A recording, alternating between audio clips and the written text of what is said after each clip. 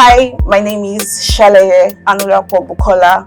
I'm here to give you the updates on our activities so far as a student in the Web3bridge cohort 11. To see more of these weekly updates, check out social media.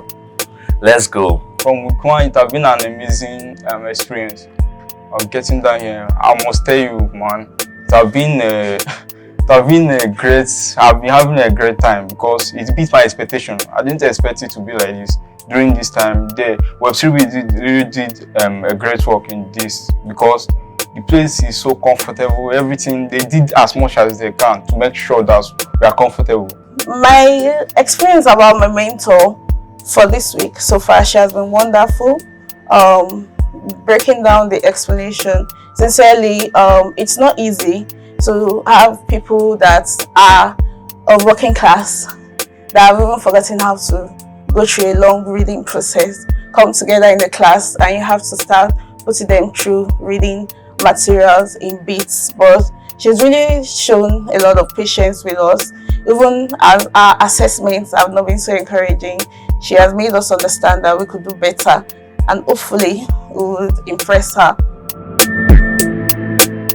What is blockchain? Blockchain is a distributed digital ledger that enables secure, transparent, and tamper-proof data management. So, looking at the key components of blockchain, so number 1 is decentralized network. So, this is a network of a group of computers, which are nodes, coming together to verify and record a transaction. The second one is block. So this is a transaction grouped together, a verified transaction grouped together in a chain. And then the third one is chain. This is a sequence of block in which a block have the previous hash of the previous block, which making it permanent and unalterable record. The fourth one is cryptography. So this is an advanced mathematical algorithm that is used to secure the data. The fifth one is consensus mechanism. So this is a process of making sure that all the nodes on the blockchain that they agree on the state of the blockchain. Also note that there is difference between a distributed ledger and blockchain. All blockchain are distributed ledger, but not all distributed ledgers are blockchain. So what are distributed ledger? Distributed ledger are database that are stored, that are giving public access based on giving every let's say institution or access into the updates on that database, making it public and accessible. This means that every information that goes into that ledger is seen by everyone that has an access into that database network. So yeah, blockchain is a form of distributed ledger in the sense that every information that goes into the chain network is available to every node that has access to that blockchain network. So the difference between the distributed ledger and the blockchain is that blockchain is a type of distributed ledger.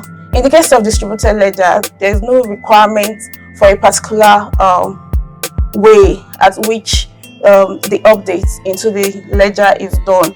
But what's specific is that everybody has a split. Every second of a change in the ledger information is updated in all of the nodes for everyone to have a public access to and bear witness to the changes. So in the case of blockchain, the blocks are updated after a form of a proof of work or a proof of stake. So yeah, in the case of distributed of blockchain, it needs to be in form of block, chronologically arranged, but a distributed ledger is everybody can see what's happening based on the consensus they have as an agreement for the update of such ledger. Yeah, in blockchain network, some networks of the blockchain that undergoes this is the Ethereum and the Bitcoin. But do you know there are some platforms that use blockchain technology? Now, example of those platforms are Hyperledger Fabric, Bitcoin.com, and Ethereum, so on and so forth. Ethereum is a decentralized blockchain with smart contract functionality. Yeah, smart contracts are basically codes that, one, when certain conditions are being met. It is an open source software. Yeah. Ether is the native cryptocurrency of the platform, Ethereum. Yeah. Now, among cryptocurrencies, yeah, Ether is second only to Bitcoin in market capitalization. Yeah.